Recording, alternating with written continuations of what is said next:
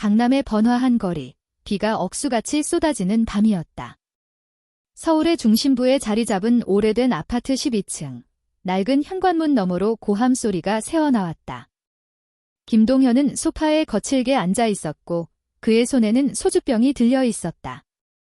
얼굴은 술기운으로 붉게 달아올랐고 눈빛은 날카로웠다. 너 도대체 뭐야 이게? 밥이 이따위로 짜. 반찬은 또 뭐야? 그는 식탁 위 된장찌개 그릇을 집어들더니 망설임 없이 바닥에 내던졌다. 쨍그랑. 유리 파편이 사방으로 튀었고 뜨거운 국물이 바닥에 퍼졌다.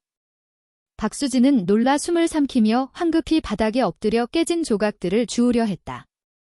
여보, 미안해요. 제가 다시 할게요. 그녀의 목소리는 떨렸지만 이미 이런 상황에 익숙해진 듯 보였다. 50대 중반의 수진은 거친 손으로 조각을 주우며 뜨거운 국물이 손에 닿아도 이를 악물었다. 다시 해. 지금이 몇 시인데 동현은 수진의 어깨를 거칠게 잡아당겼다. 매일 이렇게 날 무시해? 너 정신 차려야겠어. 그의 목소리는 점점 더 커졌고 아파트 복도까지 울릴 정도였다. 수진은 두려움에 몸을 웅크리며 뒤로 물러섰다. 여보, 제발 오늘은 그만해요. 이웃들이 다 들을 거예요. 하지만 동현은 더욱 흥분했다. 이웃. 그게 뭐가 중요해? 여긴 내 집이야. 그의 손이 허공을 가르며 수진의 뺨을 향하려는 순간 현관문에서 열쇠 소리가 희미하게 들렸다. 동현은 술에 취해 그 소리를 알아채지 못했다. 문이 조용히 열리며 검은 전술복을 입은 키 큰 남자가 모습을 드러냈다. 그의 어깨는 넓었고 눈빛은 차가웠다. 그는 말없이 거실을 응시하며 상황을 파악했다. 동현은 여전히 수진을 향해 고함을 지르고 있었다. 너 같은 게 감히 어디서 목소리를 높여? 주제를 알아. 그는 손을 들어 수진을 치려 했다. 바로 그 순간 차갑고 단호한 목소리가 거실을 가득 채웠다. 그만하세요. 지금 동현은 깜짝 놀라 뒤를 돌아봤다. 낯선 남자가 거실 한가운데 서 있었다. 얘야, 너 누구야? 갑자기 왜 남의 집에 쳐들어와? 동현이 소리쳤지만 남자는 침착하게 주머니에서 검은 가죽 지갑을 꺼냈다. 지갑이 바닥에 떨어지며 열리자 그 안에는 서울경찰특공대 이민재라는 글자와 함께 선명한 사진이 드러났다. 수진은 그 순간 숨이 멎는 듯했다. 민재야. 정말 너야. 그녀의 목소리는 떨렸고 눈에는 눈물이 고였다. 4년 동안 소식이 끊겼던 아들이 갑자기 눈앞에 나타난 것이었다. 기쁨보다 충격과 두려움이 먼저 밀려왔다. 이런 모습으로 아들과 재회하다니. 동현은 신분증을 보고도 믿지 못했다. 뭐? 경찰. 너 진짜 경찰이야. 그는 비웃으며 민재를 노려봤다. 하지만 민재의 차가운 눈빛과 단단한 자세를 보자 심상치 않은 기운을 느꼈다. 민재는 천천히 전술 장갑을 꺼내 손에 끼기 시작했다. 검은 가죽 장갑이 손을 감싸자 그의 존재감은 더욱 위압적으로 변했다. 김동현, 당신은 지금 가정폭력 현행범으로 체포됩니다. 민재의 목소리는 감정이 배제된 듯 단호했다. 동현은 발끈하며 소리쳤다. 체포. 무슨 터무니없는 소리야. 여긴 내 집이고 저 여자는 내 아내야. 하지만 민재는 한 걸음씩 그에게 다가갔다. 특공대원 특유의 침착하면서도 위협적인 움직임이었다. 수진은 두 남자 사이에서 어쩔 줄 몰라 했다. 아들이 돌아온 기쁨은 컸지만 이런 극단적인 상황에서 재회한 것이 마음을 무겁게 했다. 민재의 표정은 얼음처럼 차가웠다. 예전에 다정했던 아들의 모습은 온데간데 없었다. 어머니를 때리는 당신을 가만히 볼 수는 없습니다. 민재의 목소리에는 억눌린 분노가 섞여 있었다. 4년 만에 돌아온 집에서 본 것은 어머니가 폭행당하는 모습이었다. 그의 주먹이 저도 모르게 꽉 쥐어졌다. 동현은 뒤로 물러서며 변명을 늘어놓기 시작했다. 얘야, 이건 오해야. 그냥 부부 싸움일 뿐이야. 하지만 민재의 눈빛은 흔들리지 않았다. 거실은 순식간에 얼어붙었다. 깨진 그릇 조각이 바닥에 흩어져 있고 소주 냄새가 진동하는 가운데 특공대원과 폭력적인 남편이 대치하고 있었다. 수지는 복잡한 감정에 휩싸여 있었다. 기쁨, 두려움, 그리고 미안함이 뒤엉켰다. 민재는 동현을 똑바로 바라보며 마지막 경고를 던졌다. 지금 저항하지 않으면 조용히 끝낼 수 있습니다. 하지만 동현은 술기운에 힘입어 다시 목소리를 높였다. 뭐? 조용히 끝내? 너 따위가 뭔데 날 협박해? 경찰이면 영장이라도 가져왔어. 그는 상황을 파악하지 못하고 있었다. 지난 4년간 이 집의 주인 행세를 했던 그에게 민재는 그저 건방진 침입자로 보였다. 현행범에게 영장은 필요 없습니다. 민재가 차분히 답했다. 그의 목소리는 감정의 기복 없이 마치 기계처럼 단호했다. 가정폭력범죄의 처벌 등에 관한 특례법 제5조에 의거해 현행범 체포를 집행합니다. 동현은 민재가 법조문을 정확히 인용하자 당황하기 시작했다. 뭐야, 이게. 무슨 가정폭력. 그냥 부부끼리 말다툼한 거야. 그는 계속 변명했지만 민재는 바닥에 흩어진 그릇 조각을 가리켰다. 이게 말다툼입니까? 어머니 어깨의 멍 자국도 말다툼 때문입니까? 수지는 본능적으로 어깨를 감쌌다. 며칠 전 동현에게 맞아 생긴 멍이 긴 소매옷으로 가려져 있었지만 민재의 예리한 눈에는 숨겨지지 않았다. 민재야, 그건 수진이 말을 시작하려 했지만 민재가 손을 들어 제지했다. 어머니, 지금은 말씀하지 마세요. 제가 처리하겠습니다. 동현은 점점 초조해졌다. 상황이 자신에게 불리하게 돌아가고 있음을 느꼈다. 야, 경찰이라 쳐도 여긴 내 집이야. 내 아내한테 뭐라든 내 자유야. 자유. 민재가 한 걸음 더 다가갔다. 그의 군화가 깨진 조각을 밟으며 바스락 소리를 냈다. 사람을 때리는 게 자유라고 생각합니까? 동현은 벽에 등이 닿을 때까지 물러섰다. 아니, 그게 아니라 그는 변명을 찾으려 했지만 말이 쉽게 나오지 않았다. 술기운이 서서히 깨며 상황의 심각성을 깨닫기 시작했다. 민재는 허리춤에서 수갑을 꺼냈다. 은빛 수갑이 형광등 불빛에 반사되며 차가운 빛을 뿜었다. 동현의 얼굴이 하얗게 질렸다. 얘야, 잠깐. 진짜 체포하려는 거야?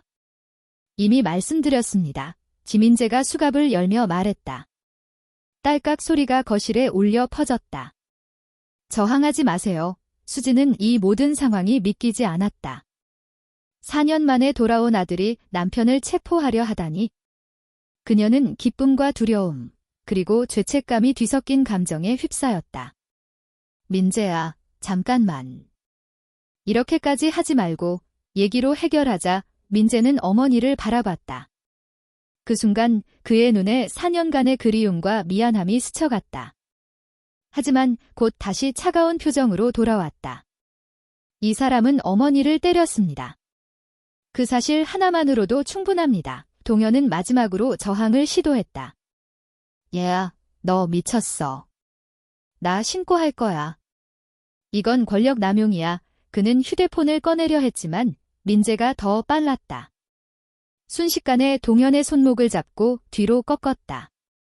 으악, 동현이 고통스러워 소리쳤다. 민재의 제압술은 정확하고 단호했다. 특공대에서 수없이 훈련한 기술이었다. 저항하지 마시라고 했습니다. 민재는 여전히 감정 없는 목소리로 말했다.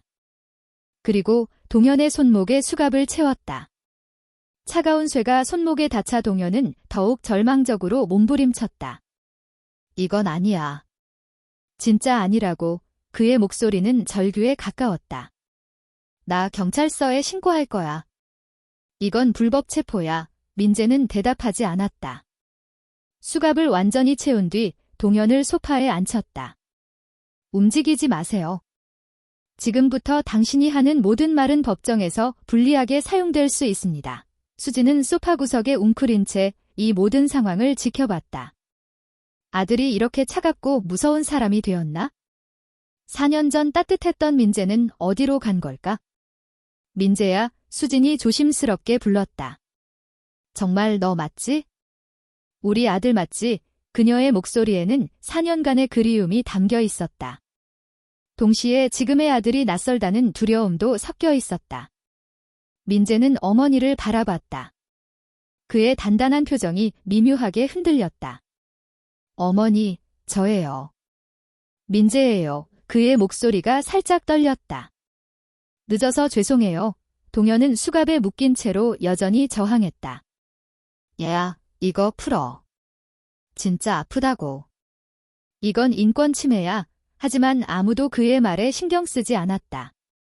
거실은 기묘한 정적에 휩싸였다. 4년 만에 재회한 모자, 그리고 수갑에 묶인 남자. 누구도 예상하지 못한 상황이었다. 민재는 동현을 감시하면서도 어머니를 계속 의식했다. 4년간 보고 싶었던 얼굴이었지만 이런 상황에서 만나게 될 줄은 몰랐다. 수진의 수척한 모습과 어깨의 멍 자국이 그의 마음을 아프게 했다. 어머니, 괜찮으신가요? 민재가 조심스럽게 물었다. 수진은 고개를 끄덕였지만 눈에는 눈물이 고였다. 민재야, 내가 살아있어서 다행이다. 정말로 그녀의 목소리는 갈라졌다. 민재는 어머니의 손을 잡았다. 차가웠던 그의 손이 따뜻해졌다. 더 이상 숨기지 마세요. 이 사람이 어머니에게 한 짓 모두가 알아야 합니다. 동현은 마지막으로 애원했다. 제발 이번 한 번만 봐줘. 다시는 안 그럴게. 하지만 민재는 흔들리지 않았다. 다시는 안 한다고요? 몇 번째 다시입니까? 그의 목소리에는 억눌린 분노가 깃들었다. 밖에서 사이렌 소리가 들려오기 시작했다. 경찰차가 도착한 것이다. 동현의 얼굴은 완전히 절망으로 물들었다. 안 돼. 정말 안 돼. 하지만 이미 모든 것은 돌이킬 수 없는 지경이었다. 민재는 창문으로 다가가 상황을 확인했다. 도착했습니다. 그는 어머니를 돌아보며 말했다. 어머니, 이제 정말 끝입니다. 더 이상 이 사람 때문에 고생하지 않으셔도 됩니다. 수진의 눈에 눈물이 맺혔다. 기쁨과 두려움, 그리고 4년 만에 만난 아들에 대한 복잡한 감정이 뒤섞였다. 민재야, 정말 우리 아들이 맞구나. 현관벨이 울렸다. 경찰입니다. 굵직한 목소리가 밖에서 들렸다.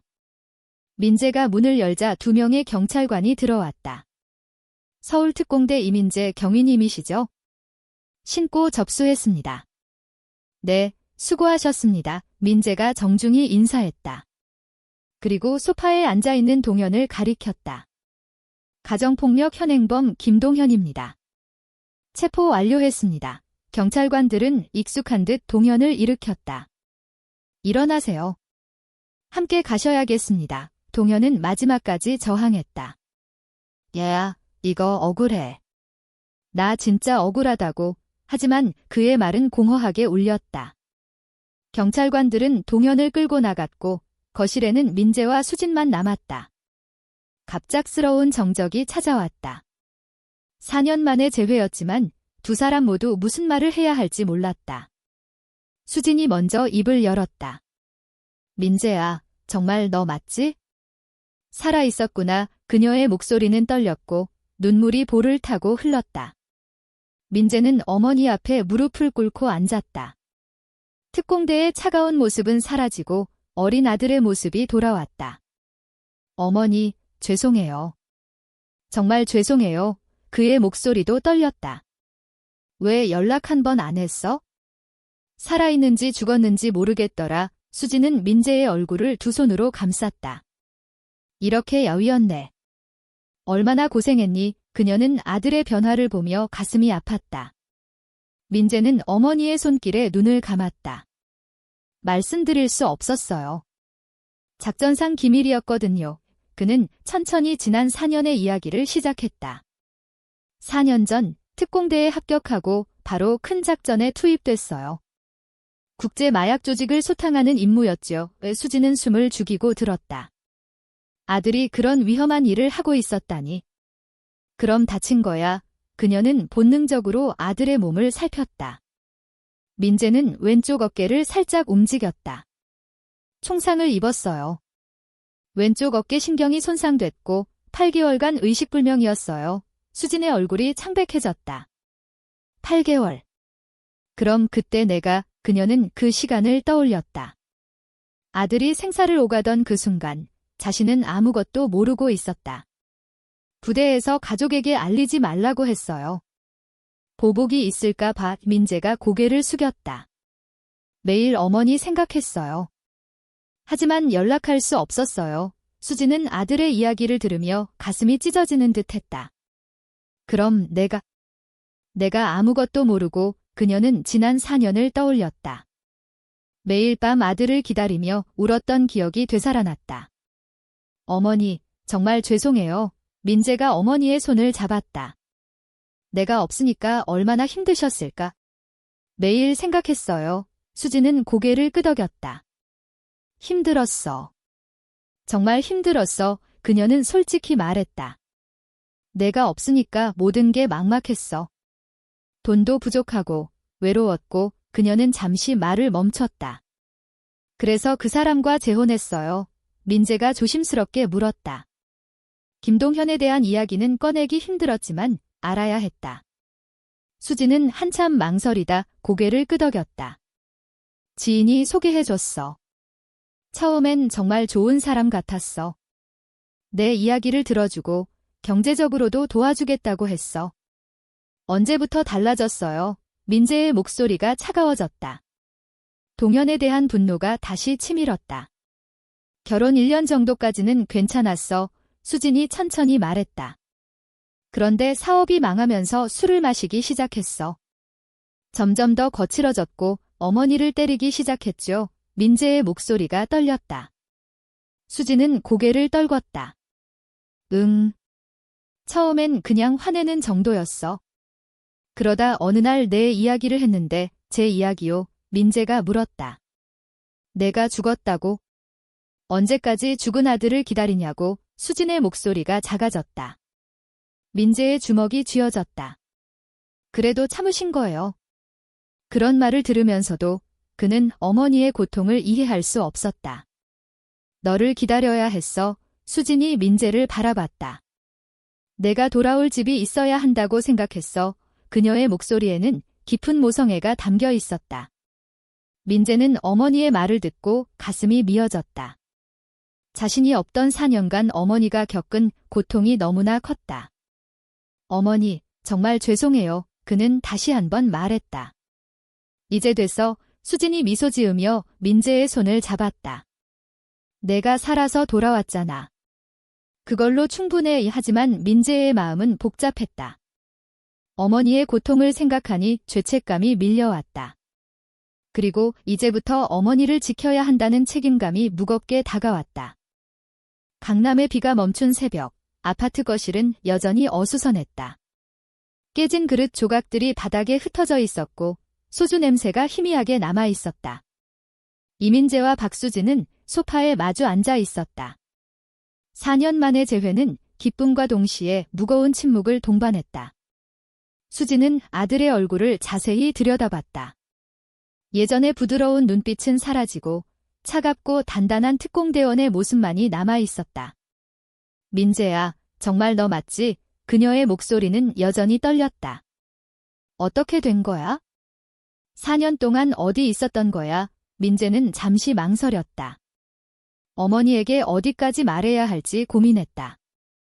하지만 수진의 간절한 눈빛을 보자 더 이상 숨길 수 없었다. 어머니, 죄송해요. 말씀드릴 수 없었어요. 그는 깊게 숨을 들이쉬고 이야기를 시작했다. 4년 전 특공대에 합격하고 바로 큰 작전에 투입됐어요. 국제 마약 조직을 소탕하는 임무였죠. 수진은 숨을 죽이고 들었다. 아들이 그런 위험한 일을 하고 있었다니 믿기지 않았다. 마약 조직. 그게 얼마나 위험한 일이야. 그녀의 목소리에는 본능적인 걱정이 묻어났다. 국내외를 오가며 마약을 유통하는 거대 조직이었어요. 서울 도심에서 대규모 거래를 준비하고 있었죠. 민재의 목소리는 무겁게 가라앉았다. 저희 팀이 그들의 은신처를 급습했어요. 하지만 정보가 새어나가면서 그는 말을 멈췄다. 눈에 어두운 그림자가 스쳤다. 무슨 일이 있었던 거야? 수진이 다급히 물었다. 그녀는 아들의 손을 꽉 잡았다. 민재는 왼쪽 어깨를 살짝 움직이며 말했다. 급습 중에 총격전이 벌어졌어요. 저 총에 맞았어요. 왼쪽 어깨 신경이 손상됐고 8개월간 의식불명 상태였어요. 수진의 얼굴이 창백해졌다. 8개월. 그럼 그때 그녀는 그 시간을 떠올렸다. 아들이 생사를 오가던 순간 자신은 아무것도 모르고 있었다.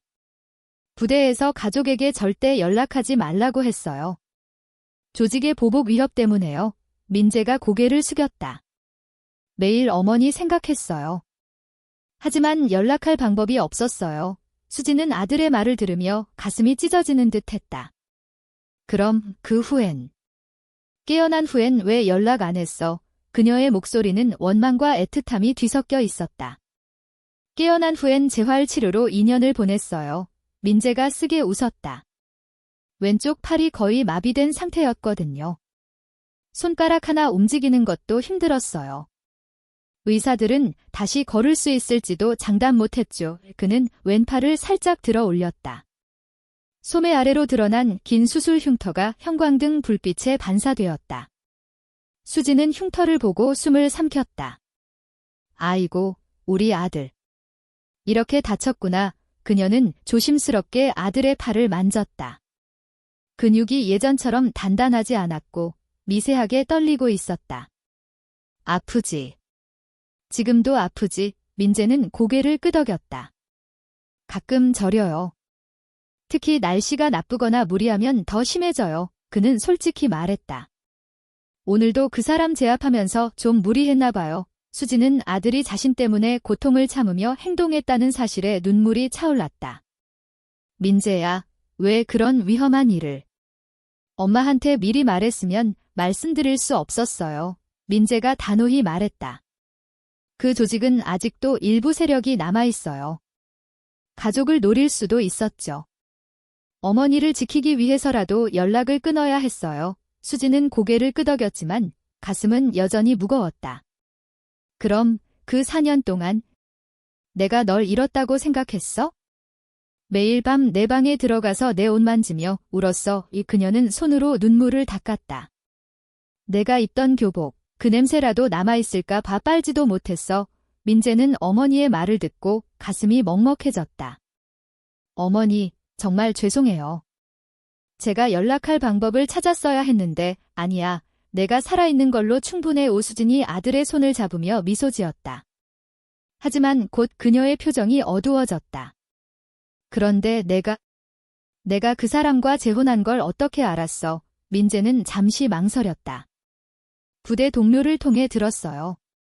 복귀한 지 한 달쯤 됐을 때 이 동네에 사는 동료가 어머니를 봤다고 하더라고요. 그의 목소리가 낮아졌다. 마트에서 장 보는 어머니 얼굴에 멍이 있었다고 했어요. 수진은 그때를 떠올렸다. 한 달 전 김동현이 특히 심하게 때린 날이었다. 화장으로 가렸지만 완전히 숨겨지지 않았던 모양이다. 그때부터 이상하다고 생각했어요. 민재가 계속 말했다. 그래서 휴가를 내고 이 동네로 왔어요. 며칠 동안 근처 모텔에 머물면서 어머니 상황을 지켜봤어요. 지켜봤다고 수진이 놀라 물었다. 언제부터? 일주일 전부터요. 민재가 고백했다. 어머니가 마트 가는 것도 보고 약국 가는 것도 봤어요. 그리고 그 사람이 술 마시고 소리 지르는 것도 들었죠. 왜 수진은 충격을 받았다. 아들이 자신의 비참한 모습을 몰래 지켜보고 있었다니. 그럼 왜 바로 나타나지 않았어? 그녀의 목소리에는 서운함이 묻어났다. 증거가 필요했어요. 민재가 진지하게 말했다. 단순한 부부싸움으로 치부될 수도 있잖아요. 법적으로 확실히 처리하려면 확실한 증거가 필요했어요. 그는 주머니에서 작은 녹음기를 꺼냈다. 지난 일주일 동안 그 사람이 어머니를 때리는 소리, 욕하는 소리, 전부 녹음했어요. 수진은 녹음기를 보고 말이 막혔다. 아들이 이렇게 치밀하게 준비하고 있었다니. 민재야, 너 정말 많이 변했구나. 그녀의 목소리는 떨렸다. 변할 수밖에 없었어요. 민재가 한숨을 쉬었다. 특공대에서 4년 동안 이런 일을 수없이 봤어요. 가정폭력 신고로 출동한 적도 많았고요. 감정적으로 대응하면 안 된다는 걸 배웠어요. 그의 목소리는 전문가의 것이었다. 그럼 오늘 밤도 계획이었던 거야? 수진이 물었다. 네, 민재가 고개를 끄덕였다. 오늘이 월급날이고 금요일이라 그 사람이 평소보다 많이 마실 거라고 예상했어요. 그럴 때 가장 폭력적이 되더라고요. 어떻게 그런 걸? 수진은 아들의 치밀함에 소름이 돋았다. 일주일 동안 그의 패턴을 분석했어요. 민재가 담담히 말했다. 술 마시는 시간, 폭력의 강도, 전부 기록했어요. 수진은 아들의 말을 들으며 아들이 얼마나 변했는지 실감했다. 예전에 순수했던 민재는 사라지고 냉철하고 계획적인 남자가 되어 있었다. 민재야, 내가 이렇게까지. 그녀는 말을 잇지 못했다. 어머니를 지키기 위해서예요. 민재가 어머니의 손을 잡았다. 더 이상 어머니가 고통받는 걸 볼 수 없었어요. 4년 동안 못 지킨 것만으로도 충분히 죄송해요. 수진은 아들의 단호한 눈빛을 보았다.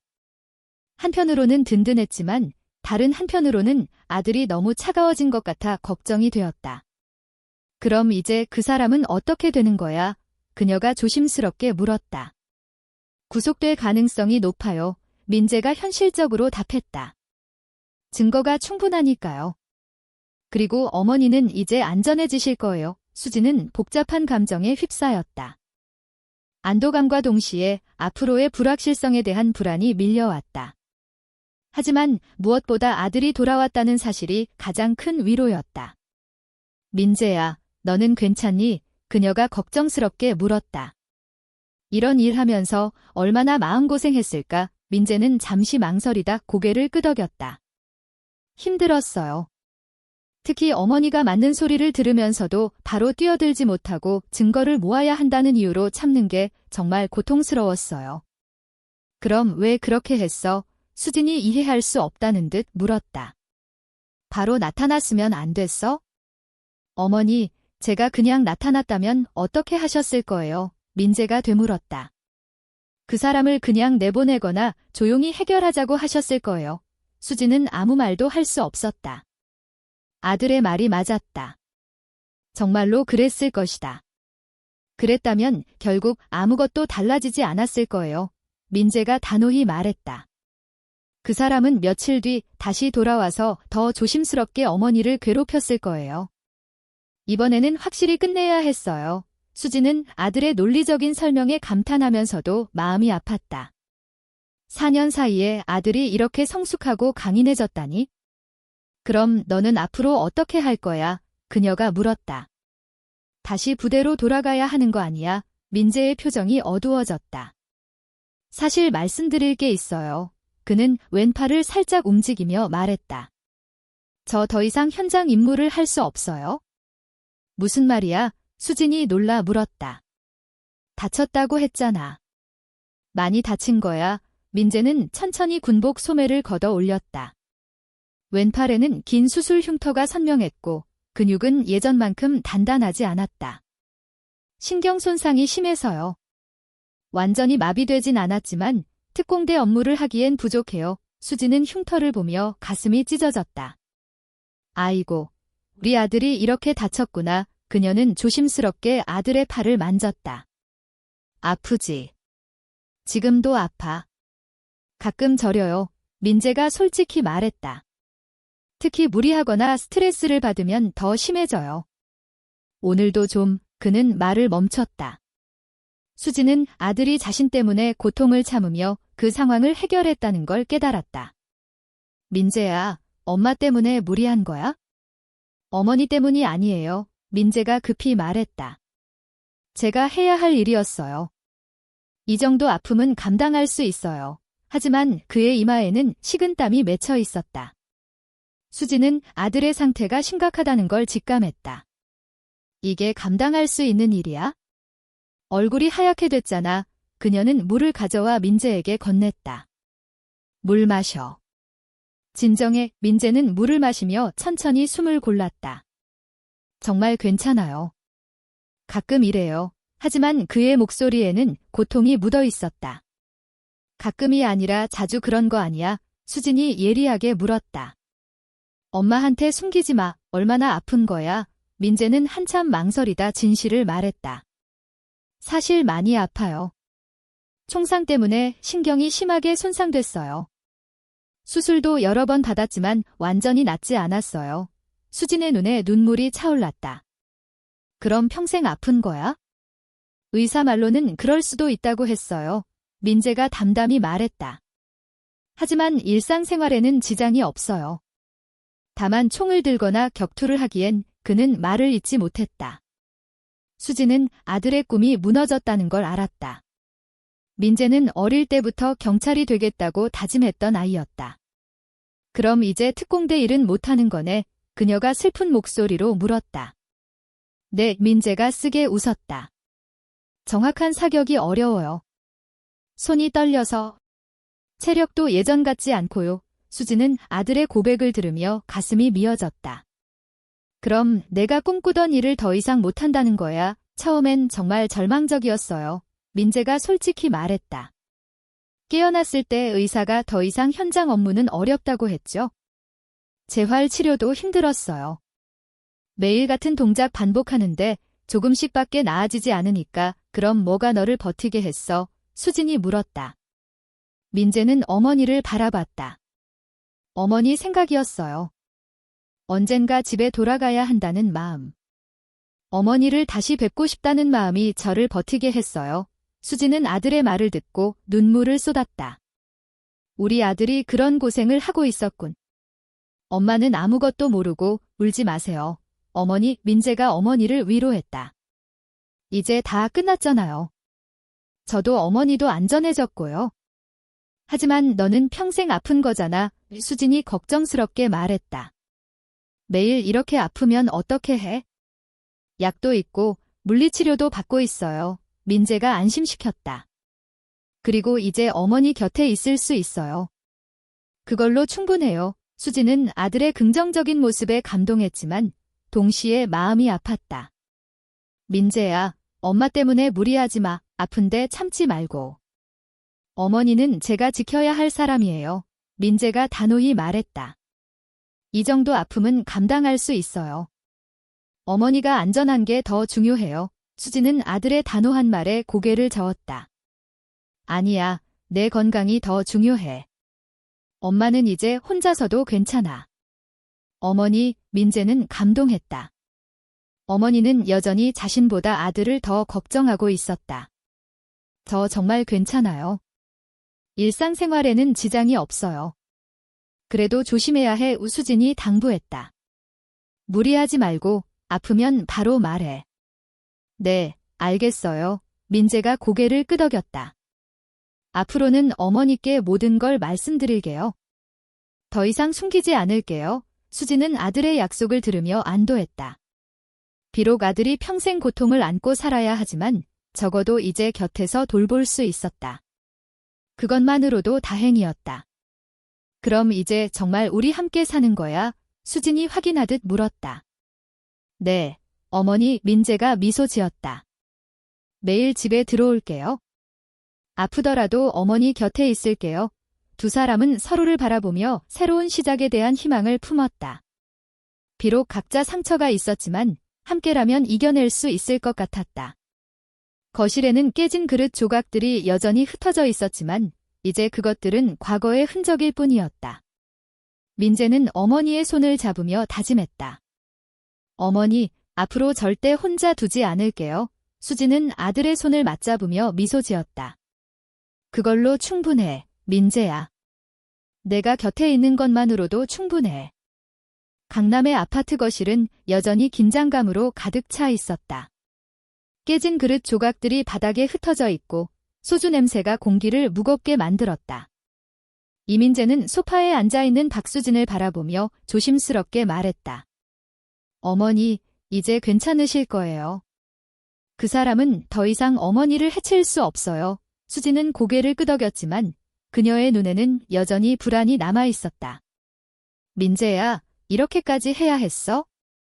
이웃들이 다 알게 되면 그녀는 체면과 이웃들의 시선을 의식하지 않을 수 없었다. 지난 4년간 김동현의 폭력으로 인해 이미 동네에서 따가운 시선을 받아왔다. 민재는 어머니의 손을 잡았다. 그의 손은 차가웠지만 따뜻한 온기가 전해졌다. 어머니, 더 이상 숨기지 마세요. 이런 일은 공개적으로 드러나야 반복되지 않아요. 그의 목소리는 단호했지만 어머니를 향할 때는 부드러움이 깃들어 있었다. 그때 현관문 밖에서 발소리가 들렸다. 경찰차가 도착한 것이다. 하지만 거실 안에서는 아직 끝나지 않은 대치 상황이 이어지고 있었다. 김동현은 수갑에 묶인 채 소파에서 몸부림쳤다. 얘야, 이거 풀어. 이건 불법이야. 너 나중에 큰일 난다. 그는 여전히 상황을 반전시키려 소리쳤다. 민재는 차가운 눈빛으로 그를 응시했다. 앉아 계세요. 더 저항하면 공무집행방해 죄가 추가됩니다. 동현은 이를 악물었다. 공무집행방해? 웃기지 마. 너 지금 개인적인 감정으로 하는 거지? 이 여자 아들이라며? 그럼 이건 사적 보복이야. 그의 말에 민재의 눈썹이 미세하게 떨렸다. 하지만 그는 침착함을 잃지 않았다. 사적 보복이라고요. 민재가 휴대폰을 꺼내며 말했다. 그럼 지금부터 모든 걸 녹음하겠습니다. 당신이 한 말, 행동, 전부 기록할게요. 그는 녹음 버튼을 눌렀다. 지금 시각 새벽 1시 12분. 가정폭력 현행범 김동현 씨에 대한 현장 조서를 작성합니다. 동현은 휴대폰을 보자 더욱 당황했다. 얘야, 뭐야? 녹음. 그거 끄라고. 그는 몸을 일으키려 했지만 수갑 때문에 움직임이 제한되었다. 수지는 이 모든 상황이 낯설고 두려웠다. 민재야, 조서. 그게 뭐야? 그녀는 이런 상황이 처음이라 어쩔 줄 몰랐다. 어머니, 걱정 마세요. 민재가 부드럽게 말했다. 정당한 절차예요. 이 사람이 어머니에게 한 짓을 정확히 기록하는 거예요. 동현은 점점 더 초조해졌다. 얘야, 그만해. 진짜 그만하라고. 그는 수갑을 풀려고 몸부림쳤지만 경찰용 수갑은 단단히 잠겨 있었다. 이거 너무 조여. 손목 아파. 표준 체포 절차입니다. 민재가 무표정하게 답했다. 혈액순환에 지장이 없는 적정 강도로 체결되어 있습니다. 그의 목소리는 마치 교과서를 읽는 듯 기계적이었다. 수지는 아들의 차가운 모습에 당황했다. 4년 전의 민재는 이렇게 냉철하지 않았다. 민재야, 너 정말 많이 변했구나. 그녀가 슬픈 목소리로 말했다. 민재는 어머니의 말에 잠시 멈칫했다. 하지만 곧 다시 업무적인 표정으로 돌아왔다. 어머니, 이 사람이 언제부터 어머니를 때렸는지 말씀해 주세요. 정확한 날짜와 횟수를 기록해야 해요. 수지는 망설였다. 아니, 민재야. 그런 건 그녀는 아무리 동현이 자신을 때렸다고 해도 일이 이렇게 커질 줄 몰랐다. 그냥 조용히 넘어가면 안 될까? 조용히 넘어가요. 민재의 목소리가 처음으로 높아졌다. 그의 눈에 분노가 스쳤다. 어머니가 맞는 걸 보고도 조용히 넘어가라고요. 그의 주먹이 떨렸다. 동현은 이 틈을 놓치지 않았다. 봐, 저 여자도 별로 원하지 않아. 우리끼리 해결할 일이야. 그는 수진을 이용해 상황을 빠져나가려 했다. 진짜 별일 아니었어. 별일 아니라고요. 민재가 동현에게 한 걸음 다가갔다. 그의 눈에는 불꽃이 타올랐다. 어머니 어깨의 멍도 별일 아니에요? 바닥에 깨진 그릇도 별일 아니에요. 동현은 민재의 기세에 눌려 뒤로 물러났다. 얘야, 흥분하지 마. 너 지금 감정적으로 대하고 있어? 이건 직무유기야. 하지만 그의 목소리는 점점 떨리고 있었다. 민재는 깊게 숨을 들이쉬고 다시 냉정을 되찾았다. 감정적이라고요? 그럼 더욱 정확히 처리하겠습니다. 그는 휴대폰을 들어 112에 전화했다. 여보세요. 경찰서입니까? 서울특공대 이민재입니다. 가정폭력 현행범 체포했습니다. 지원 요청합니다. 그의 목소리는 완전히 공식적이었다. 동현의 얼굴이 창백해졌다. 얘야, 진짜 경찰서에 신고하는 거야? 이거 취소 안 돼. 그는 이제야 상황의 심각성을 깨달은 듯 했다. 잠깐만, 다시 생각해보자. 이미 늦었습니다. 이민재가 차갑게 답했다. 현행범 체포는 취소할 수 없습니다. 그는 전화를 마치고 어머니를 바라봤다. 어머니, 곧 경찰차가 올 겁니다. 수진은 완전히 당황했다. 경찰차. 민재야, 이웃들이 다 볼 텐데 그녀는 여전히 체면을 걱정했다. 괜찮아요. 어머니. 민재가 단호히 말했다. 이제 더 이상 숨길 필요 없어요. 하지만 그 순간 동현이 갑자기 소파에서 벌떡 일어났다. 그의 눈은 광기로 번들거렸다. 너 따위가 날 이렇게 만들 수 없어. 그는 부엌 쪽으로 달려가더니 서랍에서 식칼을 꺼냈다. 민재야, 조심해. 수진이 비명을 질렀다. 동현은 칼을 휘두르며 민재에게 달려들었다. 죽여버릴 거야. 민재는 반사적으로 몸을 숙이며 동현의 팔을 잡았다. 하지만 왼쪽 어깨에 통증이 갑자기 치밀어 올라 그의 얼굴이 일그러졌다. 으윽, 그는 이를 악물고 동현의 손목을 꺾었다. 칼이 바닥으로 떨어지며 날카로운 소리를 냈다. 수진은 본능적으로 민재 앞을 막아섰다. 민재야, 다치지 마. 그녀의 목소리는 절박했다. 동현은 다시 칼을 주우려 했지만 민재가 재빨리 그의 팔을 뒤로 꺾고 바닥에 눌렀다. 저항하지 마세요. 민재의 목소리는 고통으로 떨렸지만 그의 동작은 정확했다. 특공대 훈련이 몸에 배어 있었다. 동현은 바닥에 쓰러져 신음했다. 이건 아니야. 그의 목소리는 힘이 빠져 있었다. 민재는 숨을 몰아쉬며 동현을 완전히 제압했다. 그의 왼팔은 여전히 떨리고 있었지만 어머니를 지켰다는 안도감이 밀려왔다. 수진은 아들을 붙잡고 눈물을 흘렸다. 민재야, 괜찮아. 다친 거 아니지? 그녀는 아들의 어깨를 조심스럽게 살폈다. 괜찮아요. 어머니. 민재가 억지로 미소 지었다. 하지만 그의 이마에는 식은땀이 맺혀 있었다. 그냥 좀 무리했나 봐요. 수진은 아들의 고통을 느끼며 가슴이 아팠다. 왜 이렇게까지? 엄마 때문에, 어머니 때문이 아니에요. 민재가 단호히 말했다. 이건 제가 해야 할 일이었어요. 그때 현관 벨이 울렸다. 경찰입니다. 굵직한 목소리가 들렸다. 민재가 문을 열자 2명의 경찰관이 들어왔다. 서울특공대 이민재 경위님이시죠? 신고 접수했습니다. 네, 수고하셨습니다. 민재가 정중히 인사하며 동현을 가리켰다. 가정폭력 현행범 김동현입니다. 방금 흉기를 사용하려 했습니다. 경찰관들은 동현을 일으켰다. 일어나세요. 함께 가셔야겠습니다. 동현은 마지막까지 저항했다. 이거 억울해. 나 진짜 억울하다고. 하지만 그의 말은 허공에 흩어졌다. 경찰관들은 동현을 끌고 나갔다. 거실에는 민재와 수진만 남았다. 침묵이 흘렀다.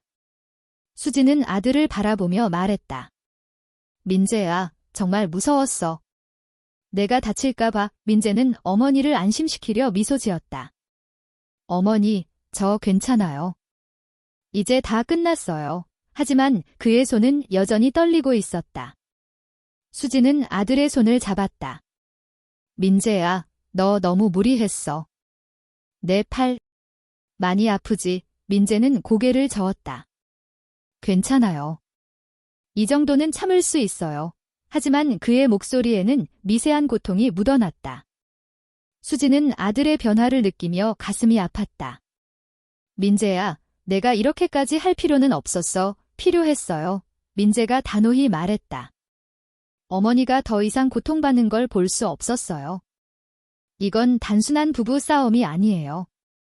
지속적인 폭력이었어요. 수진은 아들의 결심이 확고하다는 걸 느꼈다.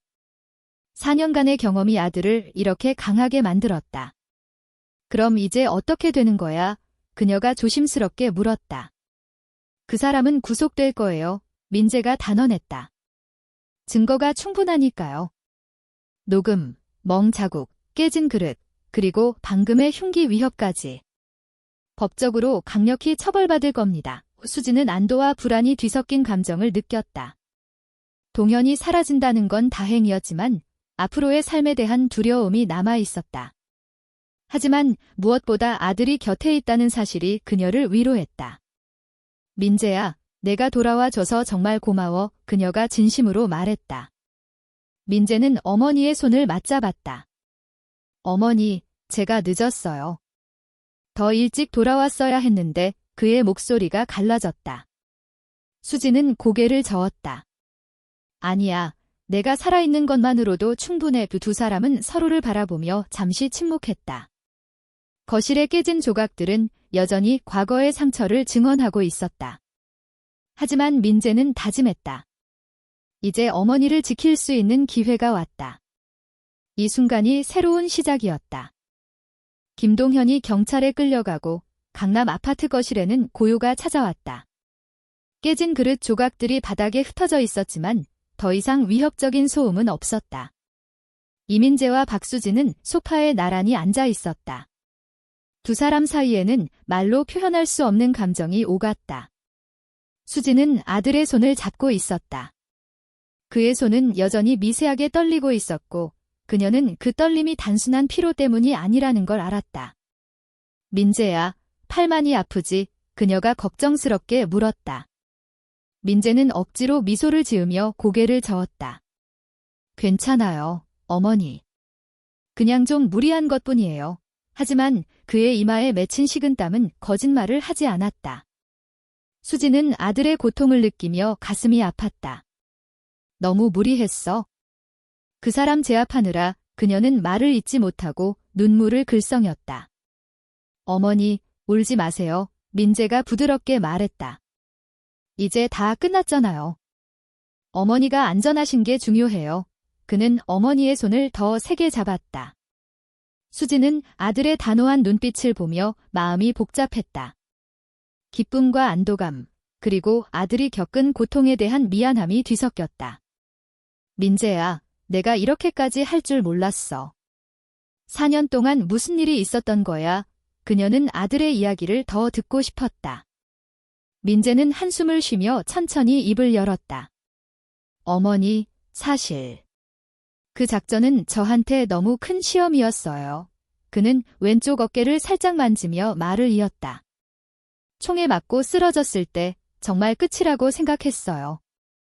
의식은 없었지만 꿈속에서 계속 어머니 얼굴이 떠올랐어요. 수지는 숨을 삼키며 아들의 말에 귀를 기울였다. 꿈에서 제가 어머니를 찾아 집으로 돌아가려고 했는데 문이 자꾸 멀어지는 거예요. 깨어나고 싶어도 깨어날 수 없었죠. 민재의 목소리가 갈라졌다. 그때마다 어머니가 저를 부르는 소리가 들렸어요. 그 소리가 저를 살렸어요. 수지는 눈물을 참을 수 없었다. 민재야, 내가 널 얼마나 찾았는지. 그녀는 아들의 얼굴을 두 손으로 감쌌다. 매일 밤 내 방에 들어가서 내 사진을 보면서 빌었어.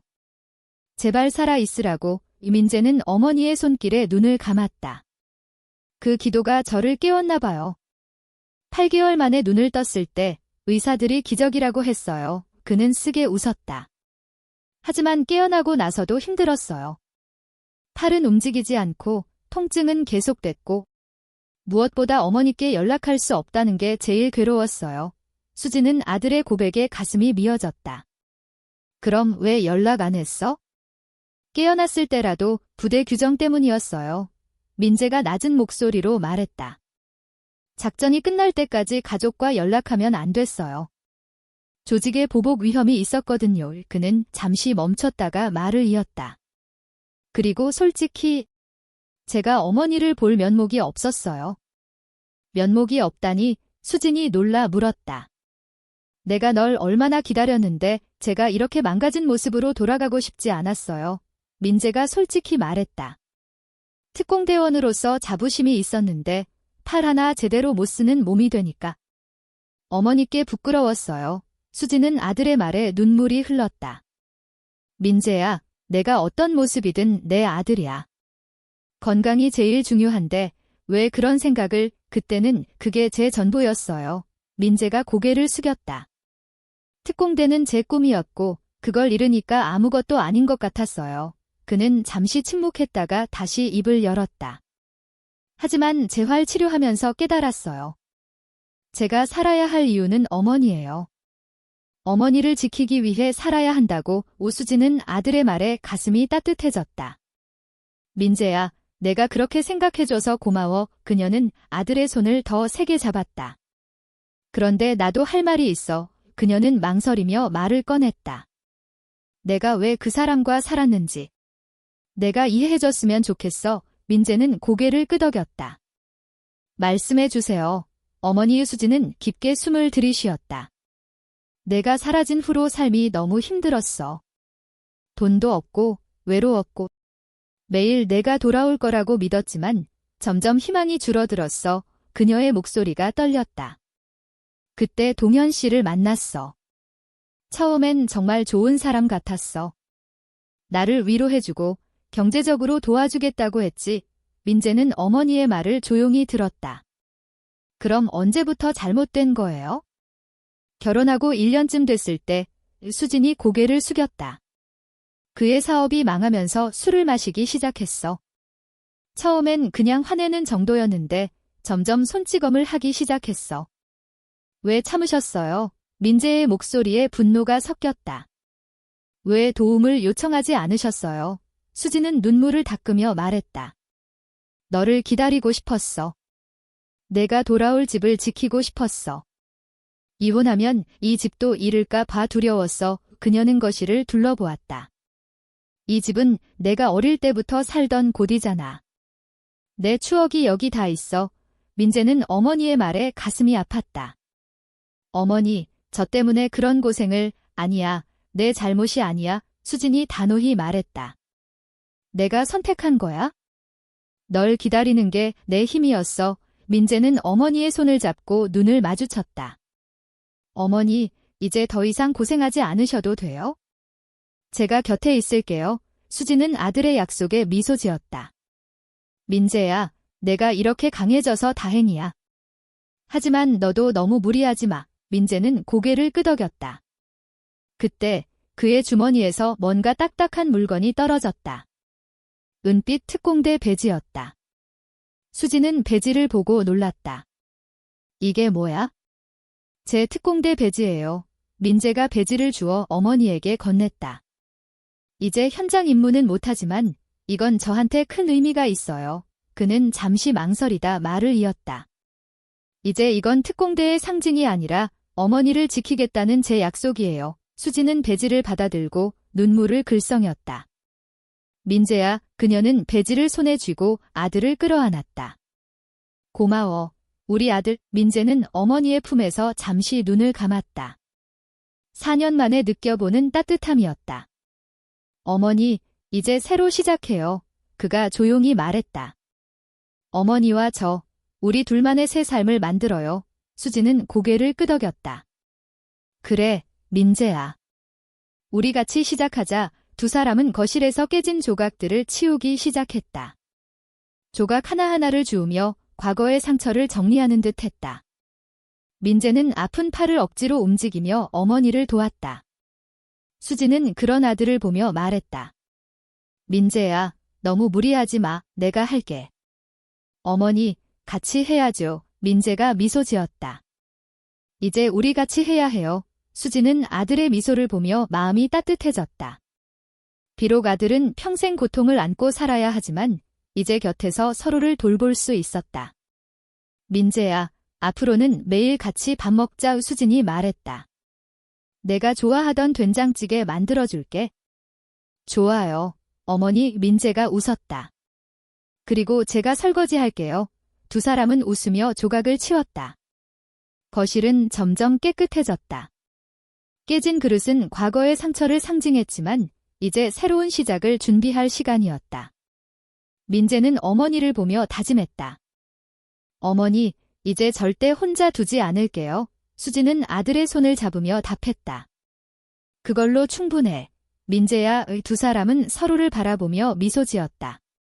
4년의 아픔과 상처는 아직 남아있었지만 함께라면 이겨낼 수 있을 것 같았다. 거실 창문 밖으로 새벽빛이 스며들었다. 비가 멈춘 강남의 하늘은 맑게 개어 있었다. 민재와 수지는 새로운 날을 맞이할 준비가 되어 있었다. 그들은 서로의 곁에서 다시 가족이 되어가고 있었다. 강남의 아파트 거실은 이제 깨끗하게 정리되었다. 깨진 그릇 조각들은 쓰레기 봉투에 담겼고 소주 냄새도 창문을 열어 환기시키며 거의 사라졌다. 새벽빛이 창문 너머로 스며들며 따뜻한 빛을 드리웠다. 이민재와 박수진은 소파에 앉아 서로를 바라보고 있었다. 두 사람 사이에는 말로 표현할 수 없는 깊은 유대가 흐르고 있었다. 수지는 아들의 손을 잡고 있었다. 그의 손은 여전히 미세하게 떨렸지만 그녀는 그 떨림이 아들의 강인함과 희생의 증거라는 걸 알았다. 민재야, 이제 정말 괜찮은 거지? 그녀가 조심스럽게 물었다. 민재는 미소 지으며 고개를 끄덕였다. 네, 어머니. 이제 정말 괜찮아요. 어머니가 안전하신 걸 보니까 마음이 놓여요. 그의 목소리는 진심이었다. 하지만 수지는 아들의 눈에 깃든 피로와 고통을 놓치지 않았다. 너 팔, 아직도 아프지? 그녀가 걱정스럽게 물었다. 민재는 잠시 망설이다 솔직히 답했다. 가끔 저려요. 특히 오늘처럼 무리했을 때는 더 심해요. 하지만 약 먹고 물리치료 받으면 괜찮아질 거예요. 수지는 아들의 말에 가슴이 아팠다. 민재야, 엄마 때문에 너무 무리했어.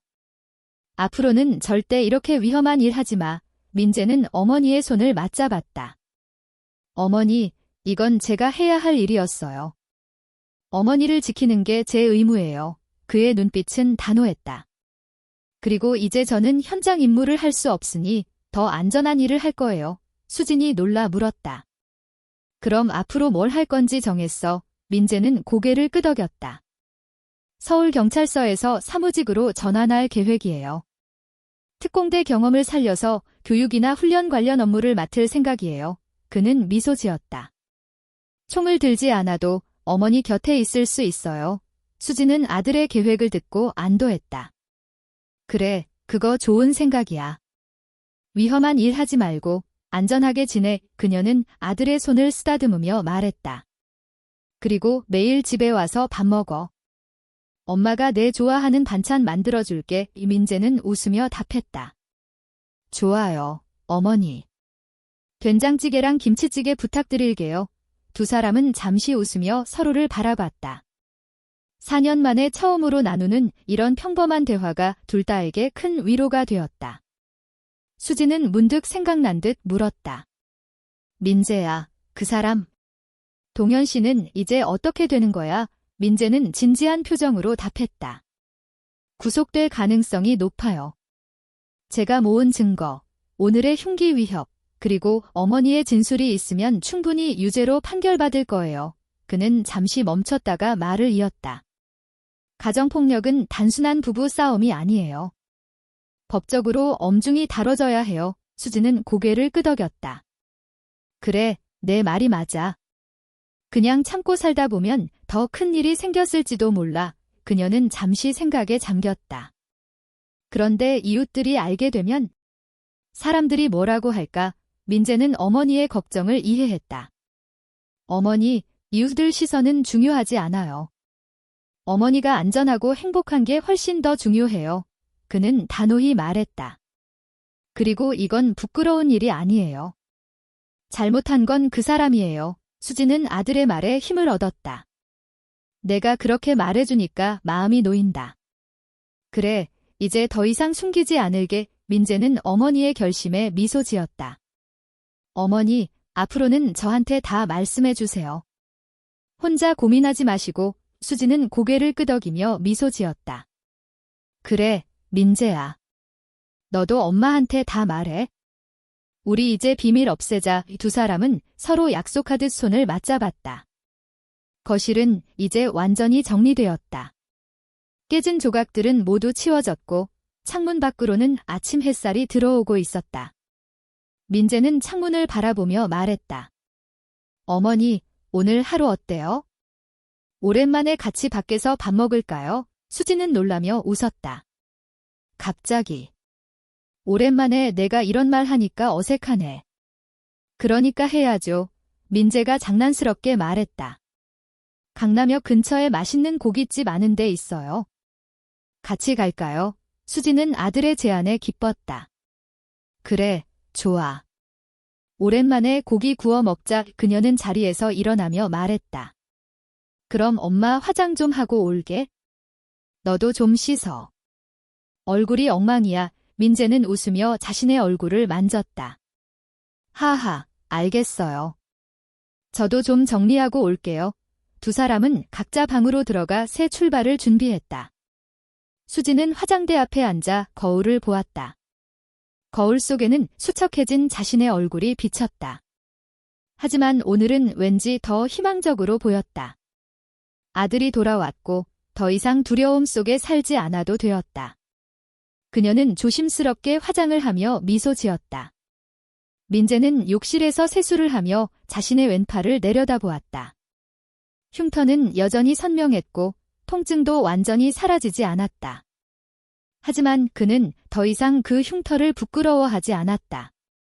이 흉터는 그가 어머니를 지키기 위해 쌓은 증거였다.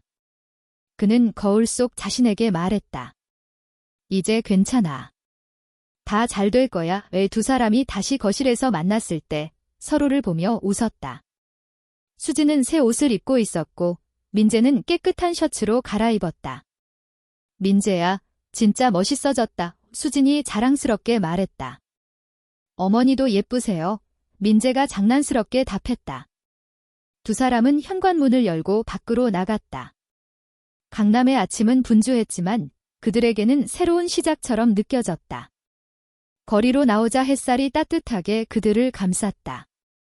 민재는 어머니의 팔을 살며시 잡았다. 어머니, 배고프시죠? 빨리 가요. 수지는 웃으며 고개를 끄덕였다. 그래, 우리 아들 따라갈게. 두 사람은 강남역의 번화한 거리를 걸으며 고깃집으로 향했다. 길거리에는 사람들로 북적였지만 그들은 서로만 신경 썼다. 민재는 어머니가 편안하게 걷도록 팔을 붙잡아 주었다. 수지는 아들의 따뜻한 손길에 마음이 놓였다. 고깃집에 도착해 자리에 앉았을 때 수지는 메뉴판을 보며 말했다. 민재야, 내가 좋아하던 삼겹살 시킬까? 좋아요. 그리고 어머니 좋아하시는 소고기도 시키죠. 민재가 웃으며 말했다. 두 사람은 주문을 마치고 고기를 굽기 시작했다. 지글지글 소리와 함께 고기 향이 퍼졌다. 수지는 고기를 뒤집으며 말했다. 민재야, 오랜만에 이렇게 같이 밥 먹으니까 정말 좋다. 저도요. 어머니. 민재가 고기를 한 점 집어 어머니 접시에 올려놓았다. 앞으로는 매일 이렇게 같이 먹어요. 수지는 아들의 말에 미소 지었다. 그래, 매일 같이 먹자. 그리고 너 방 정리도 해야 해. 아직 내 물건 그대로 있어. 민재는 웃었다. 알겠어요. 주말에 같이 정리합시다. 두 사람은 고기를 먹으며 평범한 대화를 나눴다. 그 순간만큼은 4년의 아픔과 상처가 잊혀지는 듯 했다. 민재는 어머니의 웃는 얼굴을 보며 다짐했다. 이제 절대 어머니를 혼자 두지 않을 거야. 식사를 마치고 두 사람은 강남역 거리를 산책했다. 아침 햇살 아래 두 사람은 서로의 곁에서 평온함을 느꼈다. 수지는 문득 말했다. 민재야, 앞으로는 무슨 일이든 엄마한테 말해. 우리 같이 해결하자. 민재는 고개를 끄덕였다. 네, 어머니. 약속할게요. 그는 어머니의 손을 잡으며 말했다. 그리고 어머니도 저한테 다 말씀해 주세요. 더 이상 혼자 고민하지 마시고. 오수지는 아들의 손을 맞잡았다. 그래, 우리 아들. 약속할게. 두 사람은 서로를 바라보며 미소 지었다. 강남의 번화한 거리는 여전히 시끄러웠지만 그들의 마음은 조용하고 평화로웠다. 민재는 하늘을 올려다보았다.